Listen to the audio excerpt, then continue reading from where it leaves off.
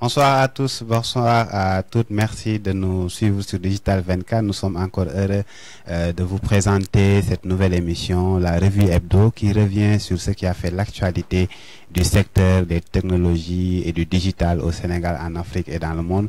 Pour en parler, nous avons comme invité Cheikh Bamba Ndao. Bonsoir Cheikh Bamba. Bonsoir Mountaga. Cheikh Bamba Ndao est digital manager, blogueur et éditeur de la plateforme Publitech Echo, une plateforme qui traite l'actualité du secteur du digital et des relations publiques concernant le digital. Nous allons donc décortiquer ensemble un ensemble de sujets du secteur au Sénégal, en Afrique et dans le monde. Comme on l'a dit, nous commencerons bien entendu par le sommet africain de l'Internet qui se tiendra à partir du 5 mai jusqu'au 11 mai à Dakar au Sénégal.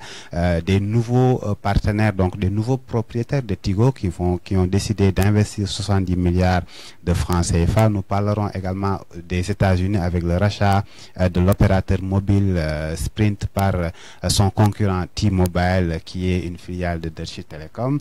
Nous parlerons aussi du départ du patron de WhatsApp, l'application de messagerie sur mobile, de la nouvelle version de Gmail, mais aussi de la conférence F8 avec les nouveautés présentées par Facebook, sur WhatsApp, sur Instagram, sur Messenger. Et nous terminerons justement par un message de Twitter qui demande aux gens de mettre à jour rapidement leur mot de passe. Bonsoir Cheikh Bamba, donc nous allons ensemble traiter cet ensemble de sujets. Bonsoir Mountaga, bonsoir à tous les internautes de Digital 24. Ravi de te retrouver dans ce studio. Et puis avec un réel plaisir de traiter avec toi et l'ensemble des internautes tous ces sujets d'actualité que tu viens d'énumérer. Alors, pour les internautes qui nous suivent également, si vous avez des questions concernant ces sujets que nous allons traiter, n'hésitez pas, nous serons très heureux d'apporter des réponses, des éclaircissements et aussi écouter ou lire vos commentaires, vos contributions concernant ces actualités. Comme on l'a dit, nous allons commencer par le sommet African Internet Summit, donc qui se tient à partir du 5 mai jusqu'au 11 mai à Dakar. Donc, c'est quoi ce sommet, Cheikh Bamba?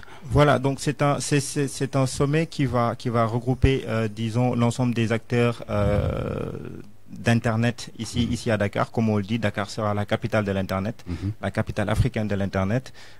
Donc, il est prévu demain 300 participants déjà, avec une cérémonie officielle qui va être présidée par le Premier ministre du Sénégal.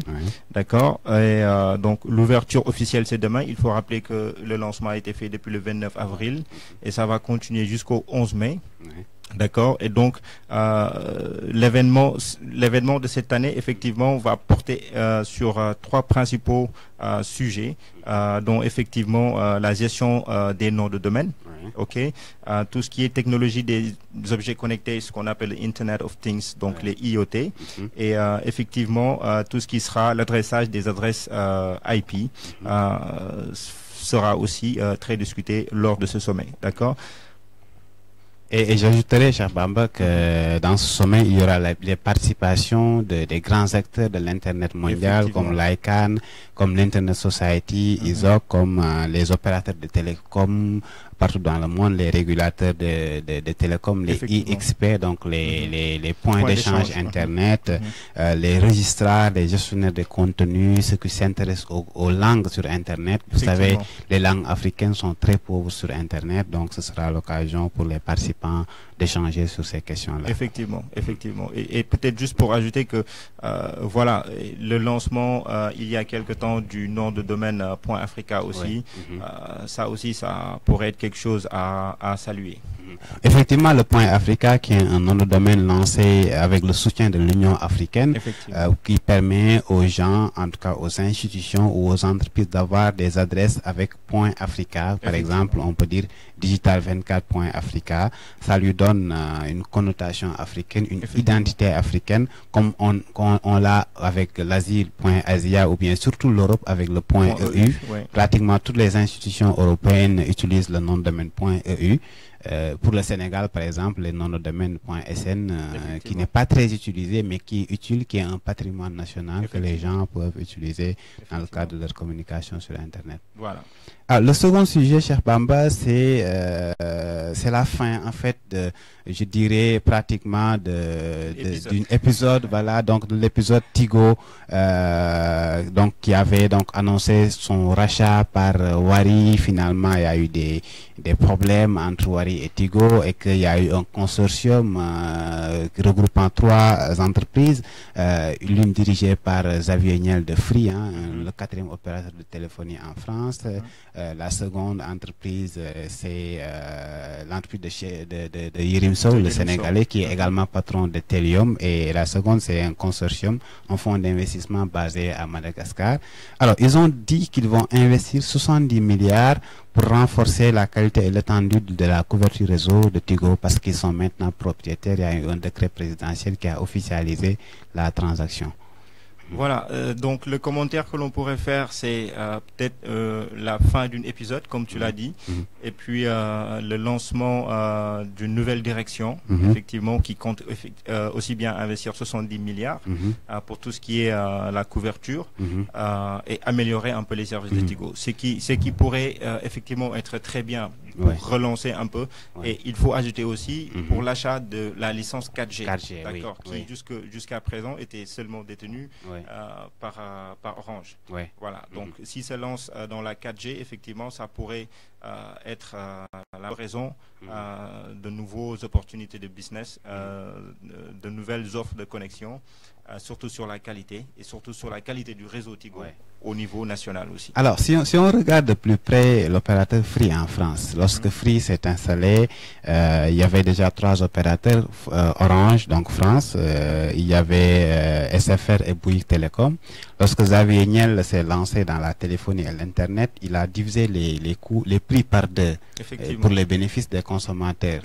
Et il y a eu beaucoup de spéculations comme quoi, s'il arrive au Sénégal, il pourrait faire la même chose. Est-ce que tu penses que les marchés sont les mêmes? Est-ce que Tigo, avec la marque Free, pourrait diviser ses prix par 2? Bon, peut-être le marché n'est pas le même en termes de quantité, parce que la population française n'est pas la population sénégalaise.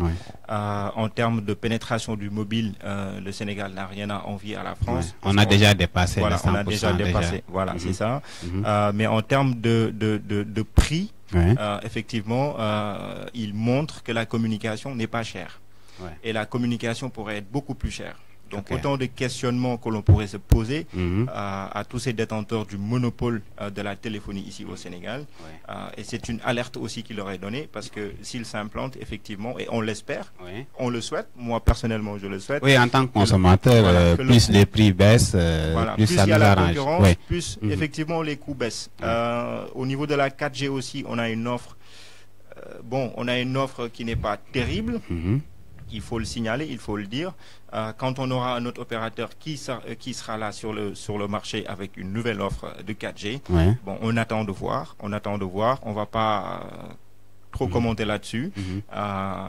Maintenant, c'est la fin, effectivement, de toute cette polémique qui a gravité autour de la question du rachat de Tigo par Wari. À un certain moment donné, c'est vrai que la fibre nationale a parlé. Beaucoup de gens étaient contents, mais voilà, il y a un décret qui l'officialise maintenant. On attend de voir les nouvelles offres qui seront sur le marché. Voilà, on va passer à une autre actualité. Vous connaissez WhatsApp, pratiquement tout le monde l'utilise. On a lu récemment que l'un des cofondateurs de WhatsApp a claqué la porte. Il a tout simplement décidé de quitter l'entreprise Facebook, qui est propriétaire justement aujourd'hui de WhatsApp. Voilà, donc un départ qui peut-être a surpris plus d'un. D'autres diront qu'il s'y attendait un peu. D'autant plus que de la part de Jean Koum, donc il n'a pas vraiment donné de raison officielle ou vraiment de raison plausible. Il a juste dit sur sa page Facebook officielle qu'il quittait WhatsApp pour aller faire des choses qui lui plaisent. Voilà. Et donc il faut aussi interpréter la réponse de Mark Zuckerberg, qui a tout aussi été très courte et qui a été assujettie à beaucoup de polémiques, remerciant le patron de WhatsApp pour tout ce qu'il a appris. Donc voilà, il y a beaucoup d'interprétations qui sont faites. mais il faut dire que ça suit c'est la conséquence d'une suite logique. Oui. Parce que Facebook, récemment, on l'a tous vu, peut-être qu'on va le développer après plus tard, on l'a tous vu que c'était une série de débâcles sur tout ce qui concernait la protection des données personnelles. Donc Mark Zuckerberg, le CEO de Facebook, a été convoqué devant le Congrès américain pour s'expliquer. Et donc, depuis lors, effectivement, en tant que collaborateur, il n'a toujours jamais été d'accord sur la manière dont Facebook, effectivement, utilisait les données personnelles de ses utilisateurs. Donc, il est parti avec beaucoup de questions en attente, avec beaucoup de questions auxquelles voilà, les entreprises essaient de connaître la raison. Ok, il est parti. Et il faut dire aussi qu'un an avant, il y a un des cofondateurs de WhatsApp qui avait quitté. Donc, une question à se poser, est-ce que, comme on dit, les cadres de Facebook commencent vraiment à quitter? Est-ce qu'on est en face vraiment de l'entreprise Facebook qui commence à un certain déclin? Peut-être que ce serait prématuré de le dire, mais tout laisse à croire que tôt ou tard on y arrivera. Déjà, pour un rappel historique, hein, pour ceux qui suivent ces genres de questions, WhatsApp a été racheté par Facebook en 2014 avec 16 milliards de dollars. Les deux cofondateurs de WhatsApp, au début, lorsque WhatsApp avait été lancé, ils avaient dit que c'était payant au bout de 2 années d'utilisation, donc c'est gratuit pendant 2 ans. Après, vous allez devoir payer 0,99 $. Mais lorsque les gars et ils avaient promis qu'il n'y aurait jamais de publicité sur WhatsApp. Mais lorsque Zuckerberg de Facebook a racheté la plateforme, ils ont dit qu'effectivement, on va maintenir l'aspect gratuit, mais on va pas prendre les données des gens. Mais c'est à partir de 2015-2016 qu'on a vu que Facebook a commencé à puiser des données, notamment le numéro de téléphone des utilisateurs, et ce qui a poussé le premier cofondateur à quitter il y a 1 an, comme tu l'as précisé, avant que le second ne quitte le navire il y a quelques jours seulement. Voilà. Une autre information, nous restons aux États-Unis puisque nous avons parlé de WhatsApp, qui est une entreprise américaine. Les deux opérateurs qui ont fusionné, ou bien l'un a racheté l'autre, c'est T-Mobile et qui a racheté Sprint. Vous savez, aux États-Unis, on a 4 opérateurs, 4 grands opérateurs, AT&T, Verizon, T-Mobile et Sprint. Donc, pour l'information, T-Mobile est une filiale de Deutsche Telekom, donc des Allemands.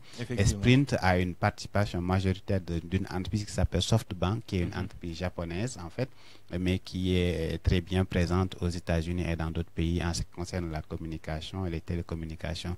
Alors, le rachat a un coût de 26 milliards de dollars, mais ce qu'il faut savoir est que ça ne peut pas être officiel tant que les autorités de la concurrence ne l'aient pas validé, parce que bon, d'habitude c'est comme ça, quand il y a ces gros achats, il faut que les autorités de la concurrence vérifient ça. Est-ce que ce serait bien pour le consommateur? Parce qu'au final, on aurait un grand T-Mobile qui sera le deuxième opérateur américain derrière Verizon et devant AT&T. Oui, bon, il faut toujours dire que ce genre de fusion peut être un couteau à double tranchant pour les consommateurs. Donc, aussi bien sur l'offre en termes de fusion et en termes de part de marché, ce qu'ils ont, au niveau des États-Unis, qui est un marché énorme, quel prix est-ce qu'ils vont proposer. Voilà. Et donc, la fusion peut être tout aussi bénéfique pour effectivement baisser un peu les coûts et se positionner aussi et faire concurrence à Verizon. Mais voilà, quoi qu'il en soit, on verra ce que la suite donnera. Alors, merci à tous ceux qui nous suivent actuellement. Hein. Je pense déjà à Mortala Diop, à Olti Sambassau, Moustapha Sissé, Moustapha Diop, Awakan, Sali Bilali Sow, hein, Ibrahim Ba, qui nous dit bonsoir, merci, on vous suit. Merci à tous, hein, et nous attendons également vos questions, vos contributions par rapport à l'actualité que nous commentons. Cheikh Bambandao, nous allons poursuivre donc la revue hebdo pour traiter un peu les faits saillants de l'actualité du digital au Sénégal, en Afrique et dans le monde. Gmail, que tout le monde pratiquement utilise. Hein. Si vous n'utilisez pas Gmail, vous êtes certainement sur les autres plateformes de messagerie. Mais Gmail est aujourd'hui utilisé par plus d'1 milliard d'utilisateurs, qui est un webmail et aussi une application qui permet de recevoir ces mails. Gmail a fait peau neuve, donc ils ont lancé une nouvelle version. Cheikh Bamba, quelles sont les nouveautés de cette nouvelle plateforme? Voilà, donc Gmail qui a récemment lancé, qui fait peau neuve pour reprendre tes mots, avec un nouveau design qui est tout à fait beaucoup plus soft et donc beaucoup plus fluide pour ces 1,4 milliard d'utilisateurs à travers le monde, d'accord? Donc l'une des changements que Gmail a apporté, c'est l'autodestruction des mails, d'accord? Donc aujourd'hui, il est possible d'autodétruire un mail. Je m'explique plus concrètement. C'est-à-dire que le mail a une durée de vie. D'accord? Vous pouvez le programmer de telle sorte qu'à une date arrivée, ce mail disparaît. D'accord? Donc, il y a un autre changement, c'est sur l'application mobile, c'est ce qu'on appelle le survol des messages. D'accord? Aujourd'hui, surtout pour ceux qui reçoivent un grand flux de messages, de mails sur Gmail. Aujourd'hui, avec juste le curseur, vous avez la possibilité de survoler un message, d'avoir un preview, un aperçu, de le lire ou sinon de le supprimer directement. Ça aussi, ça fait partie des changements apportés par Gmail. Donc, les réponses automatiques en version mobile, on l'a vu. Lorsque vous envoyez un mail, il vous est possible très rapidement de répondre. Ce n'est plus le temps d'attendre, d'écrire un mail, etc. Mais vous pouvez accuser réception avec d'accord, bien reçu, etc. Donc, c'est un peu les réponses automatiques. Donc, ce qu'il y a aussi comme nouveauté, donc je rappelle que ces réponses automatiques, effectivement, contribuent à un gain de temps énorme. Effectivement. D'accord. Donc, une alarme sonore pour vos courriers prioritaires. Donc, effectivement, lorsque un mail entre, il vous est possible de créer, en fait, de faire snooze, c'est-à-dire de le programmer, de programmer la lecture à une... Oui. Par exemple, je reçois un email tout de suite, 19h05, et je lui dis, je veux que tu me renvoies ce mail demain à 19h ou bien dans 2 jours ou dans une semaine. C'est comme si le mail venait à être envoyé le jour programmé ou l'heure programmée. Ça c'est une bonne nouveauté quand même. Ça quand même, ça vous permet de ne plus oublier vos mails dans toute cette fouille. Et puis d'avoir aussi en bruit sonore un mail que vous aviez programmé, dont vous aviez programmé la lecture à une date et une heure bien précise. Donc aussi, ça fait partie des nouveautés. Donc nous avons aussi le blocage du transfert du mail, c'est-à-dire aujourd'hui, Mundaga, quand je t'envoie un mail, je peux le paramétrer de telle sorte que tu n'as pas la possibilité de le transférer. Ça c'est une sacrée nouveauté. Ou sinon, tu n'as pas la possibilité de le télécharger sur ton ordinateur. D'accord? Ou sinon, d'ailleurs, même de le copier. D'accord? En fait, quand je dis copier, je veux dire imprimer. D'accord? Donc, tout cela peut-être participe à la sécurité des utilisateurs de telle sorte que leur mail ne puisse plus être programmé. Et donc, si on suit effectivement cette logique, c'est-à-dire aujourd'hui, Muntaga, sur Gmail, je peux t'envoyer un mail suivant le jour que je veux, c'est-à-dire que le mail est programmé, tu le recevras à tel jour, tu le liras à ce jour-là et ce mail va s'autodétruire. Et ce mail-là, tu peux ni le transférer, ni l'imprimer. Mais effectivement, il y a toujours la version capture d'écran qui existe. Mais apparemment, ils se sont inspirés des plateformes comme Snapchat qui permettaient depuis son début de supprimer les statuts qu'on voit une fois les 24 heures dépassées, le statut est supprimé automatiquement. Donc, ces nouveautés, j'ajouterais également comme nouveauté la possibilité d'accéder à son agenda directement à partir de Gmail, alors qu'avant, il fallait basculer entre onglets, entre fenêtres pour consulter son agenda. Si vous recevez un email avec un rendez-vous, une réunion, il faut aller dans l'agenda, mettre ça, le créer, alors qu'aujourd'hui c'est possible d'allier les deux à partir d'une seule interface. Il y a une barre latérale du côté droit de l'écran, une barre rétractable où vous pouvez effectivement avoir un accès beaucoup plus rapide à Google Task, tout ce qui est agenda, Google Agenda, et puis Keep. Donc, toutes ces trois options-là vous sont présentées sur une barre latérale rétractable. Vous pouvez avoir la possibilité de mettre suivant votre agenda, etc. Très intéressant. Une autre actualité, la conférence annuelle de Facebook qui s'appelle F8. La conférence qui regroupe, qui réunit les développeurs, des milliers de développeurs dans le monde. Je donnerai même l'exemple de quelques Sénégalais qui participent en ce moment à cette conférence. Je pense à Ludovic Lima, que je salue, qui est le patron de la société 3W, une agence web, et aussi à ADN, hein, qui est une société qui est spécialisée dans les chatbots, voilà, Momar Diop et Youssef, que je salue et qui participent à cette conférence dédiée aux développeurs. Les 1er et 2 mai donc ont eu lieu cette conférence présidée par Mark Zuckerberg, où il y a eu beaucoup de nouveautés concernant d'abord la plateforme Facebook, mais aussi les plateformes connexant Messenger, WhatsApp, Instagram, Oculus Rift, la TV, etc. Et quelles sont les nouveautés, Charles? Voilà, donc cette conférence F8 2018 qui a été retransmise ici d'ailleurs à Dakar, à l'hôtel Pullman, c'est une conférence qui a eu beaucoup de nouveautés. On attendait vraiment Marc sur plusieurs points saillants, notamment le Cambridge Analytica, etc. Et donc là, il a beaucoup plus axé son discours ou son intervention au niveau des nouveautés qu'il va apporter sur Facebook. Donc déjà, commençons par l'option Clear History.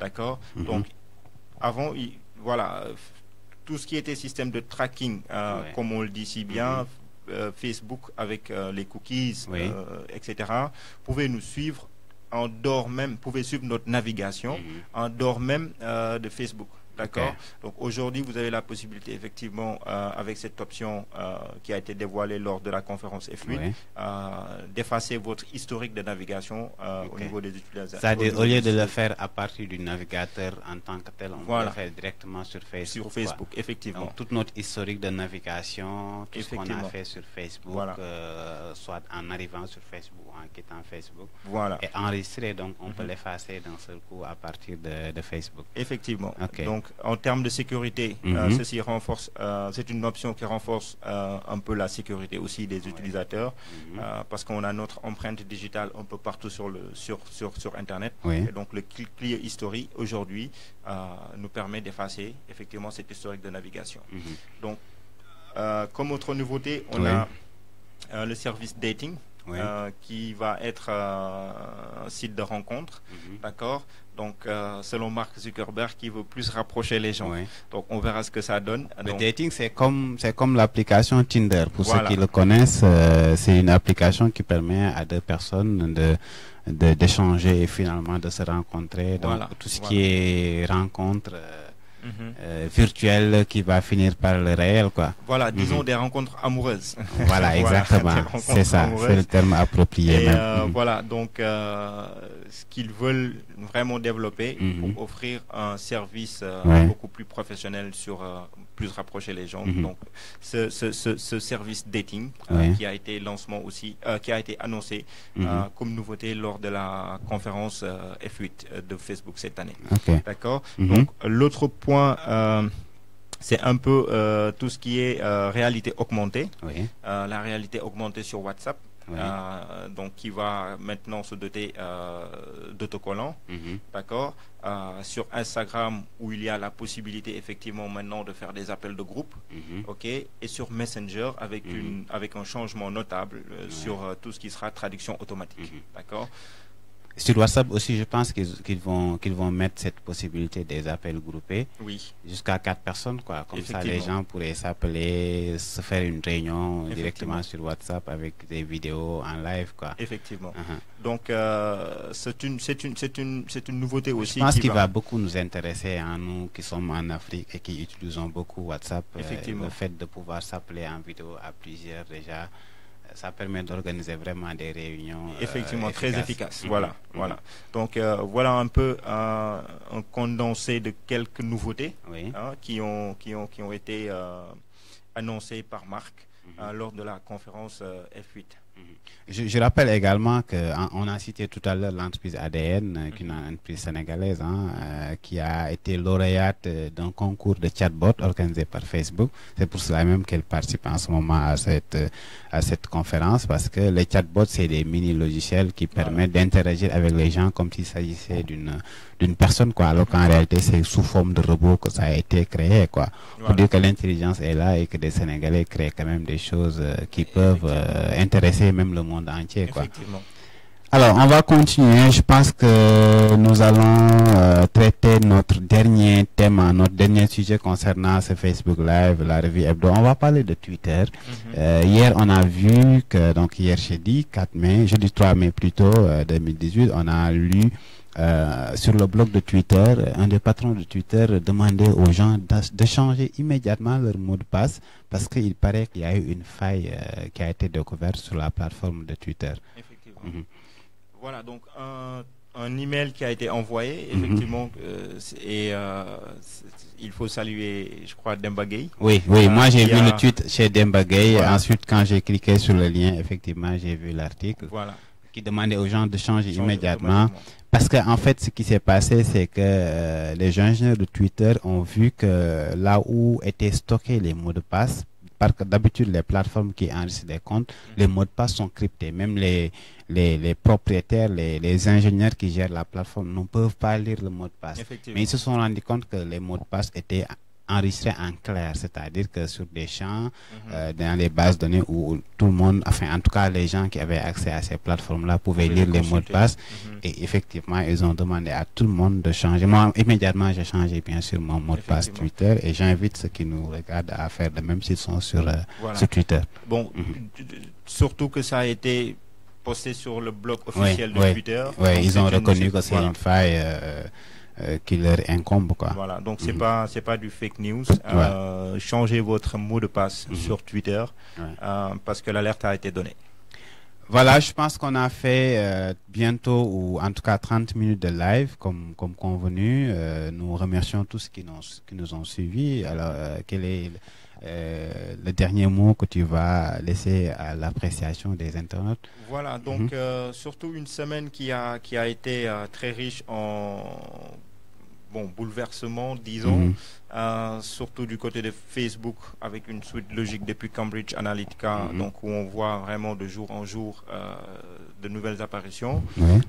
Donc sur la question sécuritaire, aujourd'hui, il est vrai que le Cambridge Analytica a soulevé beaucoup d'autres questions sur l'aspect sécuritaire et surtout sur l'aspect utilisation des données personnelles des utilisateurs.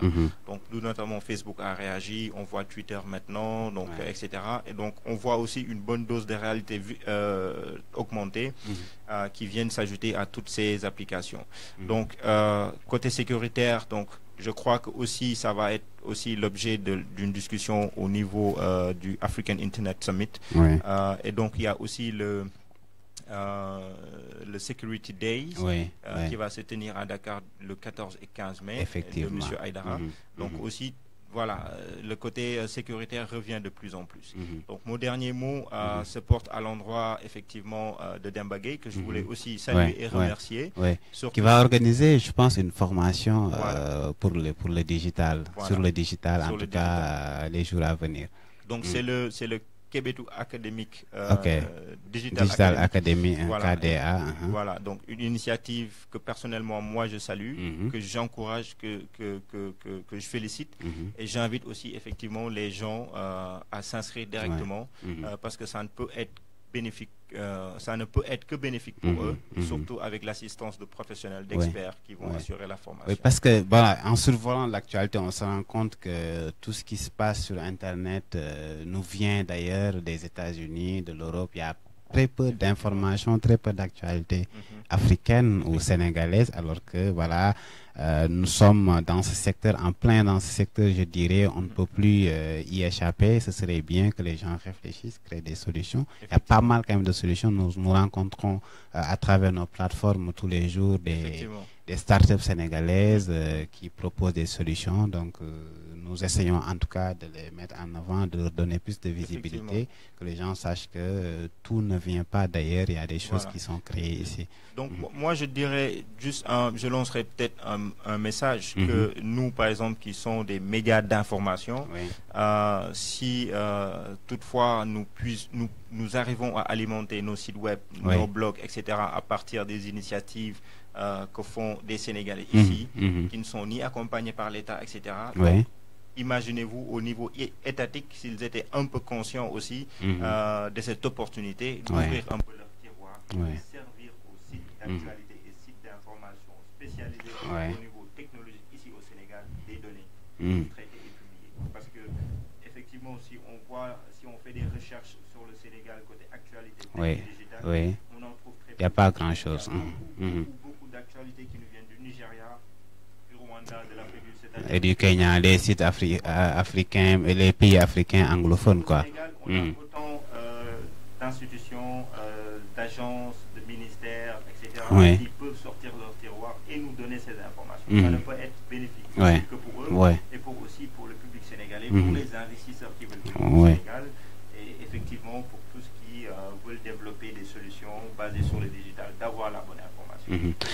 Cheikh Bamba, dernier message de salutation de la part de Modibo Diallo qui dit: salut mon cher ami Cheikh Bamba, depuis Bamako, toutes mes salutations. Voilà. Salutations à Modibo Diallo et j'espère qu'il sera bientôt au Sénégal. Merci à tous, merci à toutes de nous avoir suivis. Donc c'est la fin de ce Facebook Live. Pour ceux qui nous regardent en mode replay sur YouTube, nous vous donc demandons si vous voulez vous abonner sur notre chaîne et suivre nos prochaines vidéos, nos émissions sur Digital 24. Vous pouvez également aller sur notre site internet digital24.tv. Merci à tous, donc à la prochaine sur Digital 24.